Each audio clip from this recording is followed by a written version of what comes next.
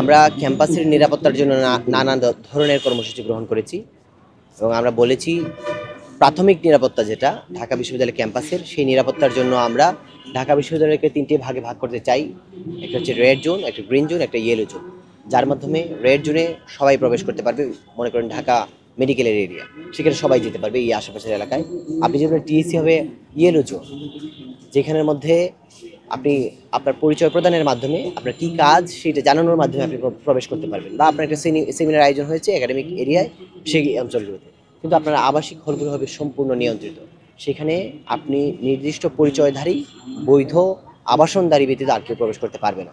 তার মানে আমরা যদি এইভাবে বিশ্ববিদ্যালয়ের আবাসিক এরিয়াগুলোকে নিয়ন্ত্রণ করতে পারি, তাহলে আমার মনে হয় ঢাকা বিশ্ববিদ্যালয় ক্যাম্পাসের নিরাপত্তার ব্যবস্থাটা এখনের চাইতে অনেকটা উন্নত হবে।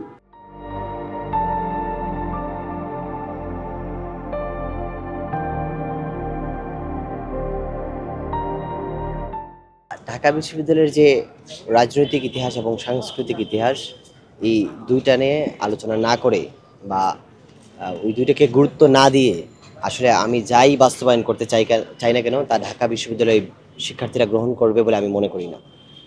তো আমি যদি প্রথমেই ঢাকা বিশ্ববিদ্যালয়ের যে রাজনৈতিক ইতিহাস তা তো বজায় থাকবেই, ঢাকা বিশ্ববিদ্যালয়ের যে সাংস্কৃতিক পরিবেশ, বুদ্ধিবৃত্তিক পরিবেশ, তার চর্চাটা আমরা বৃদ্ধি করব। সাংস্কৃতিক চর্চা গত 5 আগস্ট থেকে ঢাকা বিশ্ববিদ্যালয় ক্যাম্পাসে অনেকটা স্থিমিত, বুদ্ধিবৃত্তিক চর্চাও অনেকটা ব্যাহত হয়েছে। আমরা 5 আগস্ট আগের পরবর্তী সময়ে বুদ্ধিবৃত্তিক সংকটটা ছিল একরকম, যে একটা নির্দিষ্ট দলের পক্ষেই শুধু বুদ্ধিবৃত্তিক চর্চা অব্যাহত ছিল। 5 আগস্ট পরবর্তী সময়ে আমরা সেই বুদ্ধিবৃত্তিক চর্চা থেকে বহুমাত্রিক চর্চায় প্রবেশ করতে পারিনি। আমরা যদি নির্বাচিত হই, আমাদের যে উন্নয়নমূলক কর্মকাণ্ড থাকবে, শিক্ষার্থী বান্ধব কর্মকাণ্ড থাকবে, তার বাইরেও আমরা সাংস্কৃতিক অঙ্গনে অত্যন্ত গুরুত্ব দেব এবং সাংস্কৃতিক কর্মকাণ্ড বৃদ্ধি করব। সেমিনার সিম্পোজিয়ামের মাধ্যমে ঢাকা বিশ্ববিদ্যালয় ক্যাম্পাসে বুদ্ধিবৃত্তিক চর্চাকে আমরা বৃদ্ধি করার চেষ্টা করব। আর বিশ্ববিদ্যালয়ের ভঙ্গুর পরিবেশ আসলে, যে আমরা যদি বলি গণ অভ্যুত্থানের পূর্ববর্তী সময় থেকে তারপরে অনেকটা আমরা কাটিয়ে উঠেছি, কিন্তু বিশ্ববিদ্যালয়ের সমন্বিত পরিবেশটা হয়তো অনেকটা স্থিতিশীল নয়। সেখান থেকে আমাদের যে সমস্যাগুলো আছে, সেই সমস্যাগুলো নিয়ে সব রাজনৈতিক সংগঠন, সব স্বতন্ত্র প্রার্থীরাই কথা বলছেন। আমরা মনে করি এই সংকটটা কাটানো অনেকটা কঠিন নয়, কিন্তু বিশ্ববিদ্যালয় প্রশাসনকে আরও সুনির্দিষ্টভাবে দিক নির্দেশনার মাধ্যমে যদি ক্যাম্পাস পরিচালিত করা সম্ভব হয়, তাহলে সেই ধরনের ডিসঅর্ডার আর থাকবে না। টেকসই উন্নয়নের জন্য আসলে আমাদের যে ইশতেহার, সেটা কিন্তু দুইটা। একটা হচ্ছে স্বল্পমেয়াদী, একটা দীর্ঘমেয়াদী। দীর্ঘমেয়াদী যা আমাদের প্ল্যান আছে সবগুলোই টেকসই উন্নয়নের লক্ষ্যে।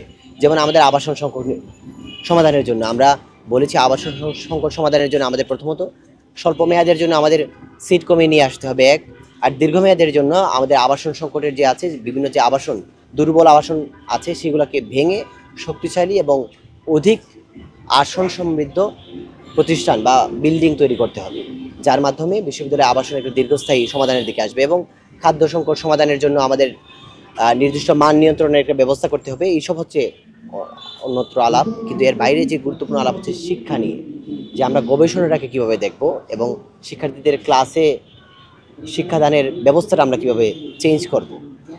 মনে করেন ঢাকা বিশ্ববিদ্যালয়ের গত 7 থেকে 10 বছরের মধ্যে প্রায় 1500 শিক্ষক নিয়োগ হয়েছে, যার মধ্যে 300 থেকে 400 জন শিক্ষক আছেন যাদের কোনো না কোনো ক্রাইটেরিয়া ফিল আপ হয়নি একজন টিচার হওয়ার জন্য, কিন্তু তারা টিচার হয়েছে। তার মানে তাদের দ্বারা আগামী যদি তারা 30 বছর যদি ক্যাম্পাসে শিক্ষকতা করেন, তাহলে শিক্ষার্থীরা কিন্তু যোগ্যতা সম্পন্ন শিক্ষাটা পাবে না। তো আমাদের শিক্ষক নিয়োগের ক্ষেত্রে একটা ব্যাপক পরিবর্তন নিয়ে আসবে, যেটার কারণে লং রানে ঢাকা বিশ্ববিদ্যালয়ের শিক্ষার্থীরা উইল বি বেনিফিটেড। ঢাকা বিশ্ববিদ্যালয়ের স্বতন্ত্র পরিচয়ের মাধ্যমে তার শিক্ষা, গবেষণা এবং তার রাজনৈতিক, বুদ্ধিভিত্তিক, সাংস্কৃতিক সব চর্চার মাধ্যমেই বিশ্ব পরিসরে ভালো র্যাঙ্কিংয়ে প্রবেশ করবে, যার মাধ্যমে বৈশ্বিকব্যাপী একটা গ্রহণযোগ্যতা হবে, পরিচিত হবে। সেটাই আমরা কামনা করি এবং আমরা সেই ধারার পরিবেশ তৈরি করার জন্য আমরা কাজ করব, যদি নির্বাচিত হই কিংবা নির্বাচিত না হই। নির্বাচনের জন্য 4 দিন যদি বন্ধ দেওয়া হয়, তাহলে নির্বাচনের উপর তার এফেক্ট পড়বে এবং ভোটাররা ভোট দিতে আসবেন না। আমরা এই বিষয়ে বিশ্ববিদ্যালয় প্রশাসন এবং নির্বাচন কমিশনের বরাবর আবেদন জানিয়েছি যে জাতীয় নির্বাচনে যেখানে 1 দিন 2 দিনের ছুটি দেওয়া হয়, আপনার কীভাবে একটা ডাকসুর জন্য 4 দিনের ছুটি দেন। আর আপনি জেনে থাকবেন যে ডাকসুর জন্য যে 4 দিনের বন্ধ, সেই 4 দিনের পূর্ববর্তী 2 দিন হচ্ছে শুক্র শনিবার, তার মানে কিন্তু 6 দিনের বন্ধ। যারা কিছুদিন যাবত ছুটি পাচ্ছে না বা আশেপাশের এলাকায় যারা আছেন জেলাগুলিতে তারা কিন্তু 6 দিনের ছুটিতে বাড়িতে চলে যাবেন, তার মানে তারা ভোট দিতে আসবেন না। আপনি যেখানে একটা ইনক্লুসিভ নির্বাচনের কথা বলছেন, যেখানে আপনি সর্বোচ্চ সংখ্যক ভোটারকে নিয়ে আসতে চাচ্ছেন, সেখানে যে আপনি এত লম্বা একটা বন্ধ দেন, ভোটাররা না আসে, তাহলে তার কোনো মানেই নেই। এই জন্য আমরা বিশ্ববিদ্যালয় প্রশাসনকে বলেছি যে শুধুমাত্র নির্বাচনের দিন 9 সেপ্টেম্বরই শুধু বন্ধ দিতে, আর কোনো দিন যাতে বন্ধ না দেওয়া হয়, এতে ভোটাররা ভোট কেন্দ্রে আসতে নিরুৎসাহিত হবে।